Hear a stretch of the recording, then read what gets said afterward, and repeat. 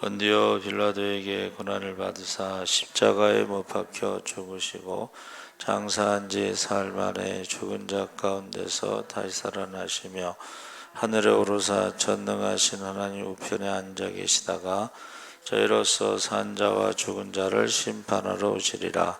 성령을 믿사오며 거룩한 공예와 성도가 서로 교통하는 것과 죄를 사하여 주시는 것과 몸이 다시 사는 것과 영원히 사는 것을 믿사옵나이다. 아멘. 김종금 전도사님 대표기도 하시겠습니다.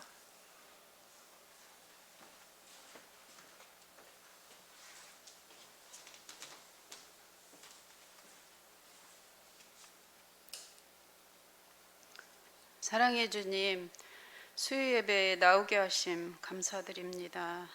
성부, 성자, 성령님께 경배와 존귀와 영광과 권능을 세세토록 올려드립니다. 우리의 숨은 죄를 성령님께서 조명하여 주옵소서.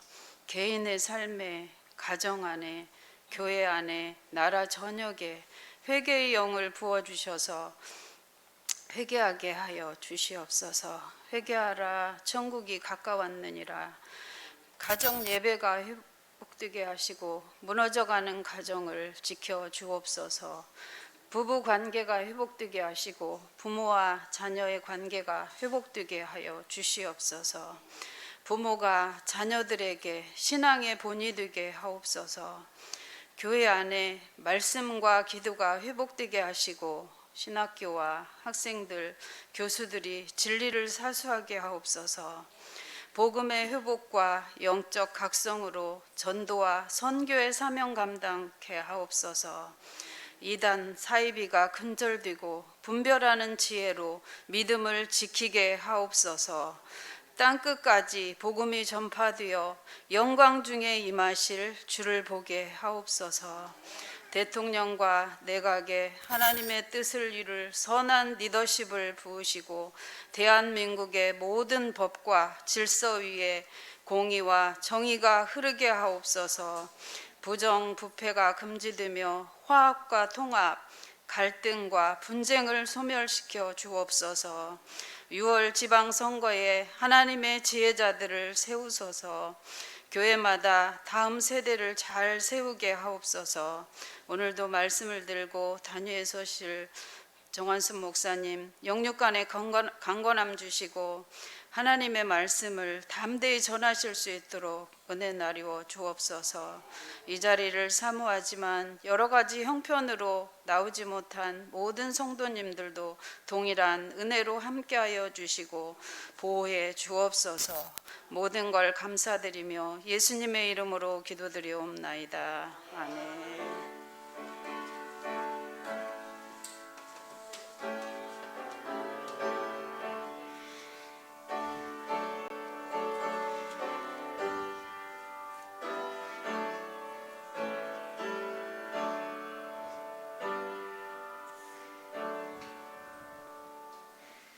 하나님 말씀은 사도행전 1장 1절에서 11절까지 말씀을 보겠습니다. 187쪽에 있습니다. 사도행전 1장 1절에서 11절까지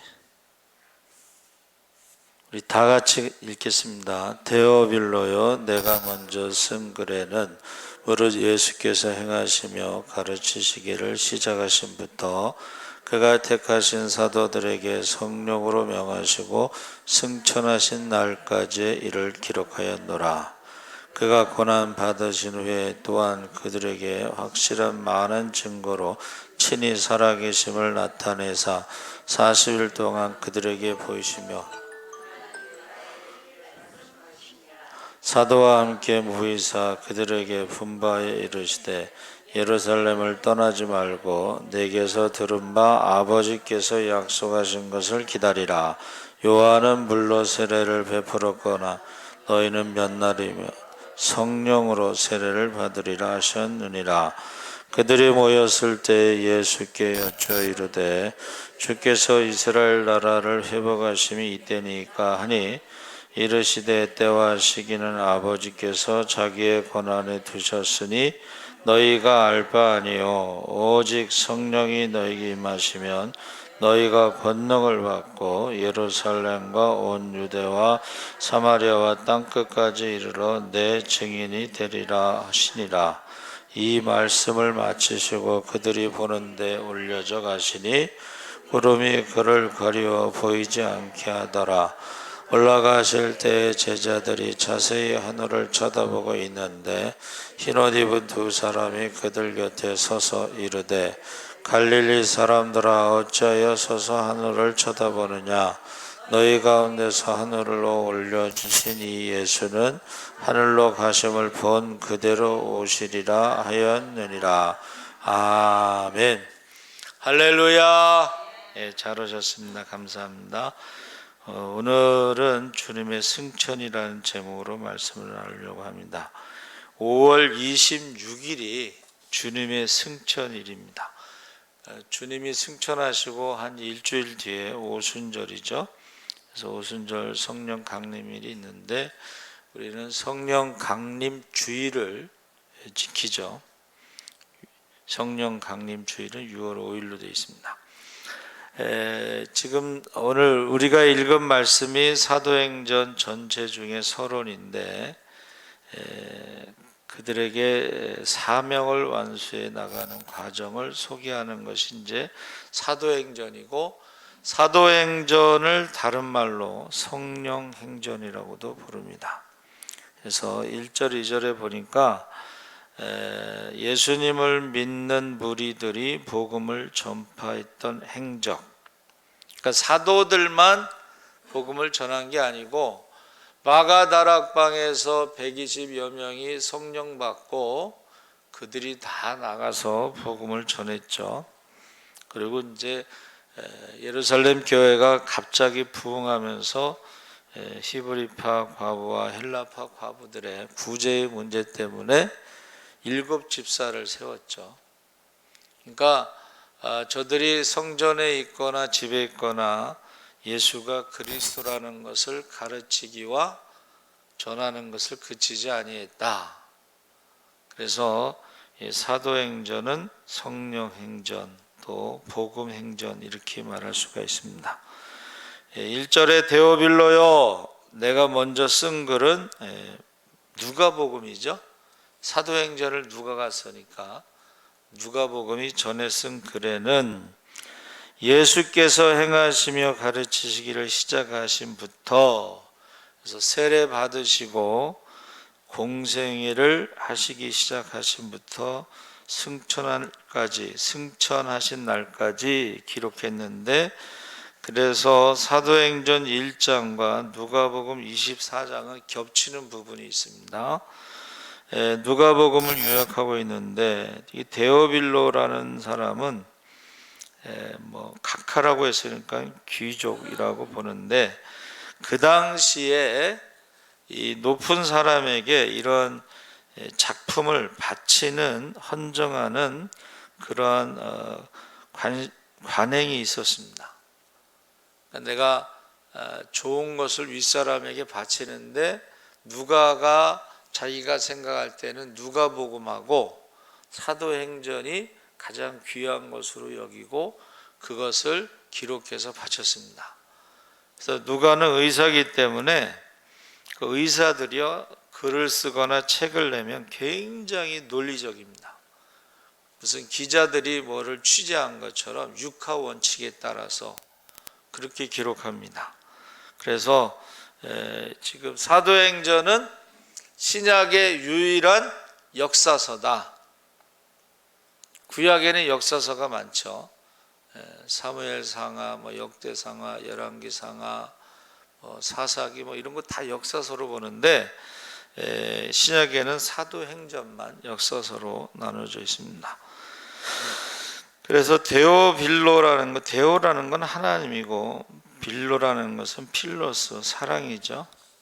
그래서 예수님께서 베드로에게 사랑하느냐 하고 아가페로 물어봤을 때 베드로는 필로스로 계속 대답했죠. 그래서 사도행전은 누가복음 24장 44절에서 53절이 사도행전 도입 부분하고 겹친다고 그랬죠. 그래서 철저하게 누가는 예수님의 공생애를 사건으로, 사도행전도 성령 사건으로, 역사적 사실로 기록해서 지금 데오빌로에게 보낸 것입니다. 그래서 3절에서 5절에는 이제 부활하신 예수님의 사역이 나오는데 40일 동안 하나님 나라에 대해서 전파했다 그랬습니다. 그래서 하나님 나라라고 하는 것은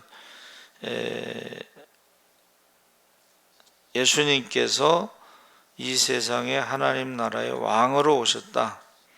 구약의 하나님이 이스라엘의 왕이셨지만 눈으로 볼 수 없었죠. 근데 신약에는 하나님 나라가 눈으로 볼 수 있는 왕으로 오신 메시아, 다윗의 자손으로 오신 메시아, 그것은 영적인 하나님 나라로 예수의 이름으로 귀신을 쫓으면 하나님 나라가 이루어졌다. 그래서 유대인들이 기다리던 정치적인 메시아는 아니었던 것이죠. 그래서 왕이 다스리신다는 것이 기쁜 소식이라고 했습니다. 하나님 나라는 하나님이 다스리는 나라가 하나님 나라죠. 그래서 3절에 보니까 40일 동안 그들에게 보이시며 하나님 나라의 일을 말씀하셨는데, 하나님 나라는 예수님을 통해서 시작됐고 성령 받은 사도들과 마가다락방의 성도들로 하나님 나라가 확장돼 나갔죠. 확장. 그래서 너희가 물로 세례를 베풀었으나 몇 날이 못되어 성령으로 세례를 받으리라. 그래서 이 몇 날이라는 것은 열흘 안쪽을 말하는 거예요. 몇 날. 그래서 6월절에 돌아가시고 3일 만에 부활하셨죠. 40일 동안 하나님 나라를 전파하셨으니까 43일이고 몇 날이 못되어는 일주일 안에 너희가 성령을 받는다. 그렇게 우리가 계산할 수가 있습니다. 그래서 예수님께서 3절에 부활하신 예수님에 대해 자세히 설명하고 있죠. 그리고 40일 동안 지상에서 마지막 사역을 하셨고, 거기 부활하신 주님에 대해서 예루살렘의 성전에 나타나면 모든 사람을 믿게 하기가 가장 좋을 것이라고 생각하지만 그렇게 하지 않고 갈릴리에 부활하신 주님이 내가 너희보다 먼저 갈릴리에 가서 기다리겠다. 그러니까 예루살렘 성전에 가서 막 부활하신 주님이 막 책망하고 막 기적을 행하고 막 그렇게 하지 않으셨다는 거예요.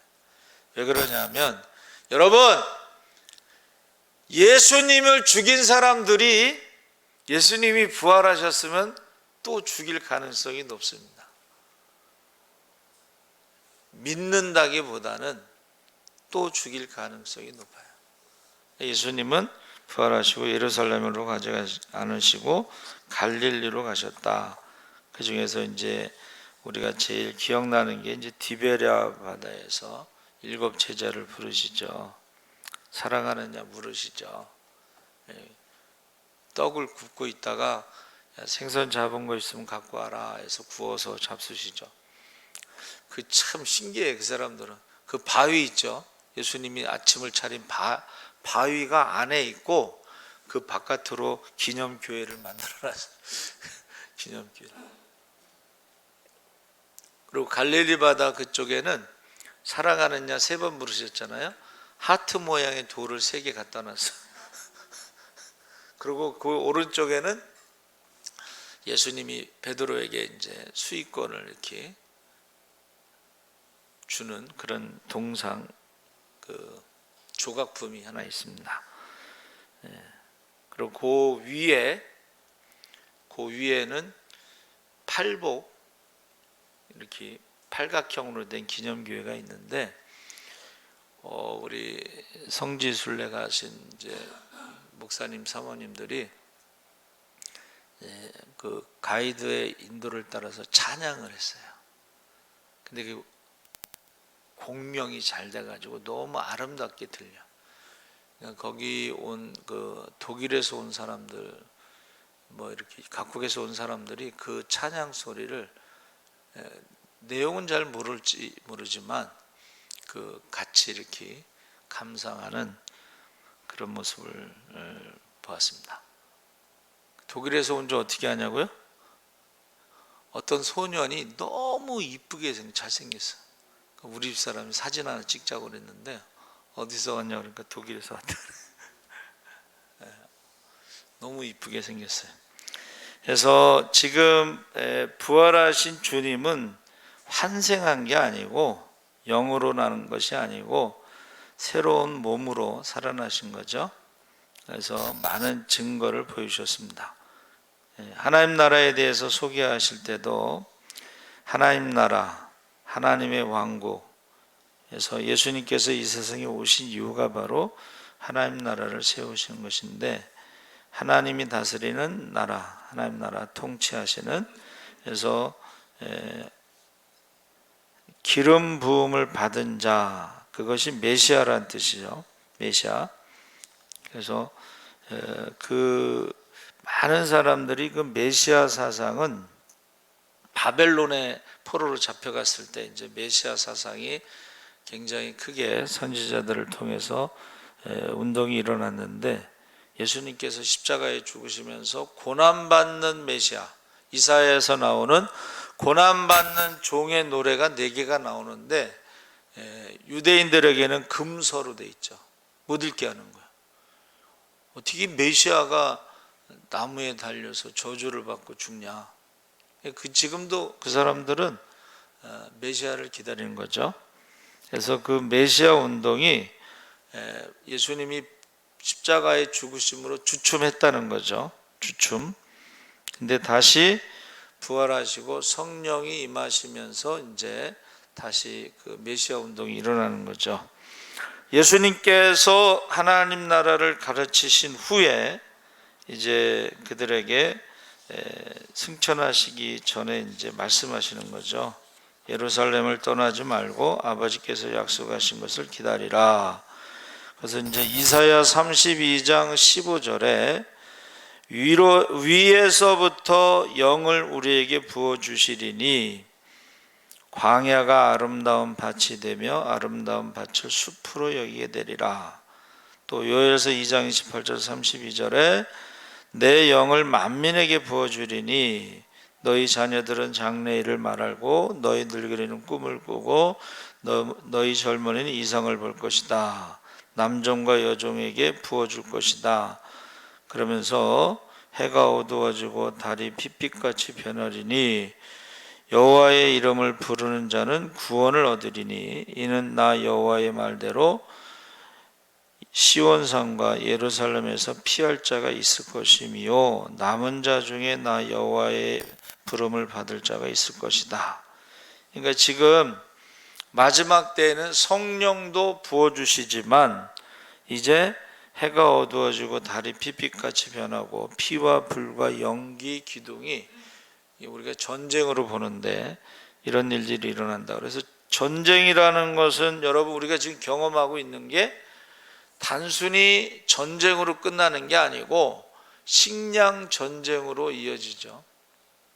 식량 전쟁.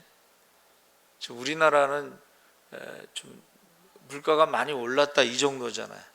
기름값이 많이 올랐다 이 정도죠. 근데 외국에는 지금 10초마다 한 명씩 굶어 죽는다 그래요. 그래서 이것은 마지막, 그러니까 지금 마지막 때에 성령도 부어주시고 재앙도 있는데 그때에 주의 이름을 부르는 자들을 하나님이 구원하신다고 약속하신 것입니다. 할렐루야. 그래서 지금 볼지어다 내가 내 아버지께서 약속하신 것을 너희에게 보내리니 너희는 위로부터 능력으로 입혀질 때까지 성에 머물라. 누가복음 24장 49절에 해서 지금 예수님을 십자가에 죽인 사람들이 시퍼렇게 살아있는 거예요. 근데 예루살렘을 떠나지 말고 이거는 목숨을 걸고 해야 되는 거야. 제자들이 다 도망갔잖아요. 예수님이 체포되실 때 다 도망갔는데 십자가에 죽였는데 거기 머문다는 것은 목숨을 걸고 있는 거예요. 그래서 저는 그 마가다락방에 갔는데 크지가 않아요. 여기 120여 명이 들어갈 수 있을까? 그렇게 크지 않아요. 근데 천정이 높더라고. 천정이 굉장히 높고 돔으로 되어 있으니까. 그래서 사도들과 더불어 마음을 같이 저녁 기도에 힘썼다는 것은 제가 볼 때는 일주일 동안 금식을 해서, 여러분 금식하면 어떤 현상이 벌어지냐면 먹을 일도 없지만 쌀 일도 없어. 그거 아셔요? 먹을 일도 없지만 쌀 일도 없어요. 왜냐하면 만약에 누군가가 하나 나가서 신고하면은 다 잡히는 거잖아요. 그러니까 북한이나 중국에서요, 성경 공부 이제 목사님들이 가서 성경 공부하면 못 나가게 해요. 처음부터 끝까지 3일이면 3일 동안 아무도 못 나가게. 만약에 누가 하나 나가죠? 반드시 신고한다는 거예요. 그러니까 지금 마가다락방에서 먹지도 않고 싸지도 않고 금식하면서 저녁 기도에 힘썼다. 저는 그렇게 생각을 하고 있습니다. 그래서 두려움 속에서 제자들이 예루살렘에서 기다려야 할 이유가 세례 요한의 말처럼 누가복음 3장 16절에 성령 세례를 받아야 되기 때문에 두려움 가운데 기도에 힘써야 됩니다. 오늘 새벽인가 말씀 나눴죠? 기도하지 않으면 두려움 때문에 시험 들고 도망간다. 제자들이 왜 도망갔냐? 깨어 기도하지 않아서 시험에 들지 않게 기도하라고 그랬을 때 기도하지 않으면 도망가게 돼 있다 그랬습니다.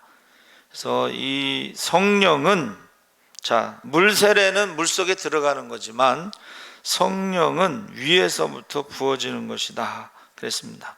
그래서 성령을 받는다, 성령이 임한다, 성령의 부으심, 이 세례라고 하는 것은 물 세례와 같이 한 번 받는 거예요. 예수 믿을 때 우리가 예수를 그세주로 시인하고 고백하는 것은 성령이 역사하기 때문에 고백할 수가 있다 그랬죠.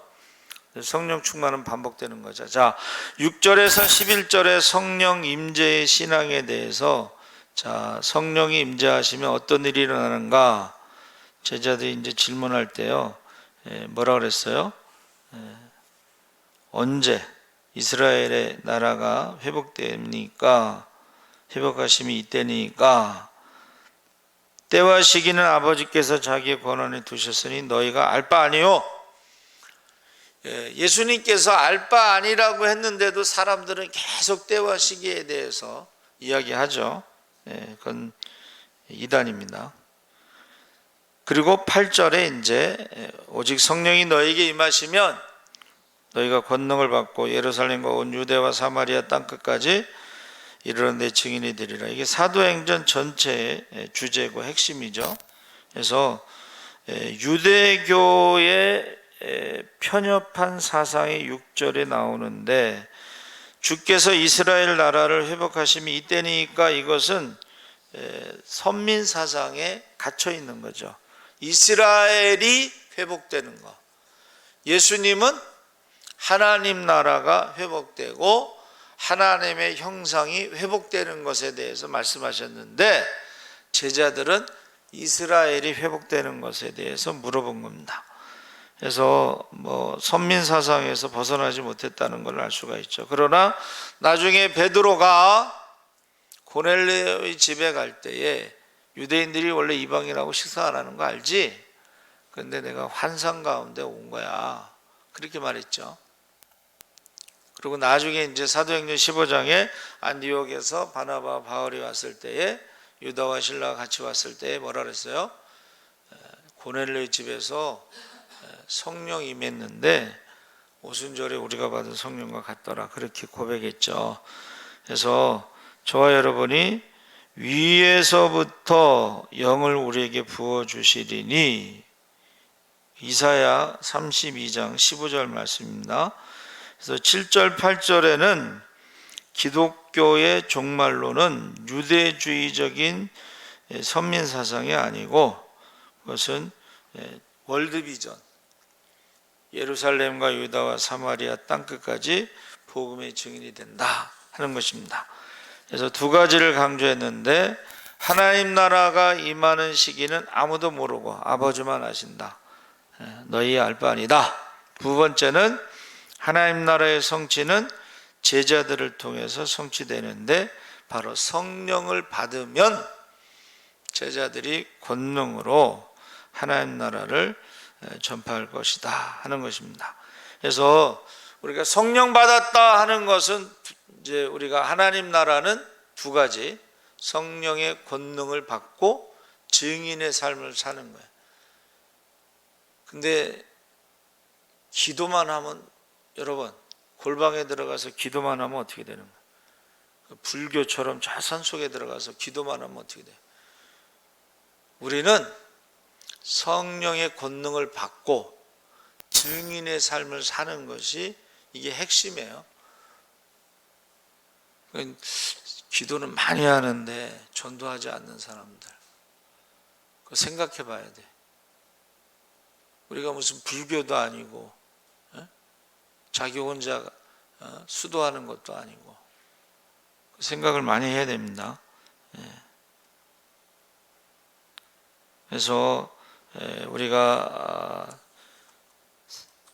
누가가 기록한 부활, 누가가 기록한 승천, 누가가 기록한 재림의 약속, 그래서 9절 10절에 성령이 임하시면 자기 중심적인 사람들이 하나님 중심으로 생각이 바뀌는 거죠. 제자들도 유대인의 선민 사상에서, 여러분 그것이 쉬운 게 아니에요. 선민 사상. 우리나라도 단일 민족이라는 그 생각이, 그게 벗어나는 게 쉽지 않아요.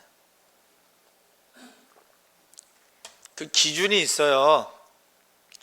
몇 프로 이상이 되면 단일 민족이 아니라는데, 이미 그 몇 프로 이상이 넘었어 우리나라는. 그러니까 우리나라는 단일 민족이 아닙니다. 그러니까 지금 안산에 저기 외국인 근로자들이 그렇게 많대요. 그래서 안산 시민들이 주민등록증에 안산이라고 나오고 그러면 이게 오해받을 수가 있다. 안산 시민 중에 외국인이 그렇게 많아요. 300만? 엄청나게 많아요. 그러니까 안산시 주민등록증을 보여주면 오해할 가능성이 많다는 거예요. 그러니까 우리는 단일 민족이 아니라, 이게 단일 민족이 아니라는 것은 다문화고 다종교 국가로 가고 있다는 거예요. 그러니까 우리가 전도 나가잖아요. 이렇게 이제 그전엔 노방전도보다는 이제 축호전도를 했는데, 이게 문을 열면 외국인 여자가 말을 해요.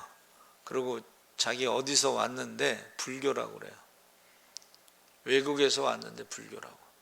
그럼 시집 올 때 그 사람이 기독교로 개종하지 않고 그 불교 신앙을 갖고 와.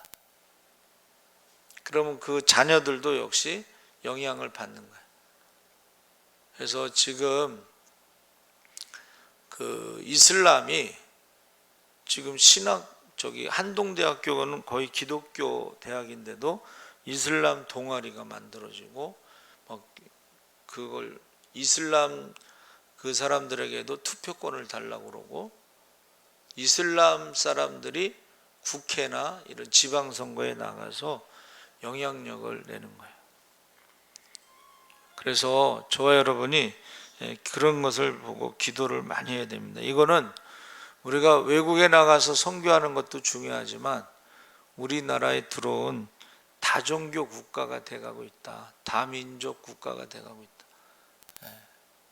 종교가, 또 외국인 여자랑 결혼하면 되게 남자들이 그쪽 종교를 따르더라고 보니까. TV 프로그램에 이렇게 보면 가서 거기 사원에 가서 막 이러고 뭐 똑같이 해. 그러니까 여러분 기도를 많이 하셔야 됩니다. 그래서 지금 예수님이 재림하실 때도 뭐 어떻게 우연히 어쩌다가 이렇게 하는 게 아니고 너희가 본 그대로 오시리라 이렇게 분명히 말씀하신 거예요. 그러니까 제가 생각해 봤어요. 왜 누가만 이런 승천에 대해서 기록했을까? 이 사람들이 그거를 기록하면 안 믿을 것 같으니까는 다른 사람은 기록을 안 했는데 누가는 직업이 그래도 의사잖아요. 그러니까 의사가 기록한 것이 그래도 조금은 사람들이 생각할 수 있지 않느냐 그런 생각을 갖게 됩니다. 그래서 저와 여러분이 예수님의 그 승천에 대한 기록을 누가가 있는데 에파이로라고 그래서 들어 올리다 승천이, 근데 이것이 히브리어로는 라카흐 취하다 뭐 이런 뜻이에요. 그래서 제가 조금 늦게 내려온 것은 그 히브리 잉글리시 바이블, 뉴 아메리칸 스탠다드 바이블 성서 공회에다 신청하는데 이게 복잡해. 또 그 성경 책값이 있고 배달료가 또 거기 붙으면 26.3달러인가 그래가지고 복잡해 이게. 그거 하다가 지금 내려왔는데 여러분 거기에 참 구약에는 에녹 그리고 엘리야 해서 저기 죽음을 보지 않고 올라갔죠. 그래서 이 승천이라는 말이 여러분 옥편에 보면 이렇게 떠서 올라가다 이런 뜻이에요. 그러니까 예수님이 그 부활하신 몸이 공중에 떠서 이렇게 올라간다는 거하고 한문은 같아요. 근데 이제 히브리어는 나사라고 그랬는데 나사도 포이지라는 그 영어 단어가 있어요. P-O-I-S-E-D 공중에 뜨다 이런 뜻이에요. 그런데 그래서 랩처 휴거하고 비슷하다 이제 그런 생각을 갖습니다. 예수님이 나사라든가 에파이로라든가 이런 것이 다 이렇게 공중에 떠서 올라간다는 단어가 한문에도 있고 헬라어에도 있고 히브리어에도 있고 영어에도 있다는 거예요. 그 말은 뭐냐면 그런 어떤 현상이, 그러니까 우리나라에는 뭐 공중부양이다. 여러분 그거 보셨는지 모르겠어요. 초등학교 소녀가 마술을 한다고 그래서 이제 PD가 찾아갔어요. 공중에 몸이 이렇게 부양하는 걸 보여줄 수 있냐 그랬더니 부채를 하나 딱 꺼내더니 이거 PD 보고 이거 붙이라고 그래요. 그러면 그 소녀가요, 초등학생이 이렇게 책상 다리를 앉아 있고 장난 비슷하게 몸이 뜨는 거야. 그러니까 PD가 밑에 가서 막 이렇게 하고 그래도 아무것도 없어. 근데 애가 떠. 그러더니 또 이렇게 하면서 내려오는 거야. 오케이, 마술을 하는 건데 어떻게 하는지 모르겠어요. 마술사들은 속이는 거지만 예수님께서 공중에 승천하시는 것은 속이는 게 아니고 본 그대로 다시 오신다고 분명하게 말씀하셨습니다. 그래서 예수님이 승천하신 이유, 내가 하나님 나라에 가는 것이 너희에게 유익한데 내가 가야지 성령을 너희에게 보내줄 것이다. 할렐루야. 그러니까 우리가 성령을 받았다는 것은 예수님이 부활 승천하셨기 때문에 약속하신 성령을 보내주신 줄 믿습니다. 그래서 이제 오순절에 우리가 성령 강림에 대해서 말씀을 나눌 때 다 아시죠? 강한 바람 소리 같은 또 불의 혀 같은, 그걸 정확하게 표현할 수는 없지만 그렇게 비유했죠. 그리고 외국어 방언으로 6월절에 있었던 큰 일에 대해서, 십자가와 부활에 대해서 외국어 방언을 할 때에 15개 이상의 나라 사람들이 자기들이 태어난 곳 외국어 방언으로 그 큰 사건, 하나님이 행하신 큰 사건에 대해서 들었다는 거죠. 그러면서 저들이 갈릴리 사람들이 아니냐, 본래 학문이 없던 사람들이 아니냐, 그런데 어떻게 저렇게 유창하게 외국어로 그 큰 일을 말할 수가 있느냐. 어떤 사람들은 그렇게 말하고 어떤 사람들은 세술에 취한 것 같다.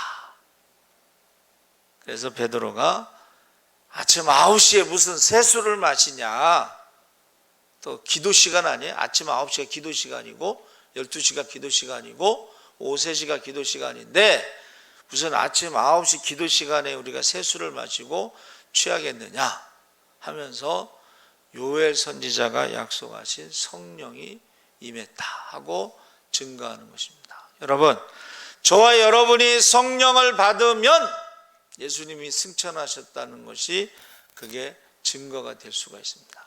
이번에 꼭 오순절에 성령 세례를 한번 받지만 성령 충만은 반복되죠. 우리가요, 우리 예수사람교회 성도들이 한 사람도 빠짐없이 다 성령 충만함을 받으면 예수님이 승천하신 것도 증거가 되고, 그리고 귀신도 쫓고 병도 고치고 복음도 전하면 우리 교회가 작다고 해도 세계의 중심이 될 수가 있습니다. 할렐루야. 살아계신 하나님 아버지 감사합니다. 이 5월 26일이 예수님의 승천하신 날입니다. 의사 누가가, 다른 사람은 기록하지 않았지만 의사 누가가 기록했습니다. 주님이 승천하셔야지만이 성령을 보내주신다고 했습니다. 오순절 마가 다락방에서 성령을 받고 사람들이 나가서 전도한 것처럼 우리도 성령 충만함을 받고 귀신을 쫓고 병을 고치고 복음을 전할 수 있게 하여 주시옵소서. 감사하며 예수님의 이름으로 기도합나이다. 아멘. 떡 맛있게 드셨죠? 6월 12일까지 꼭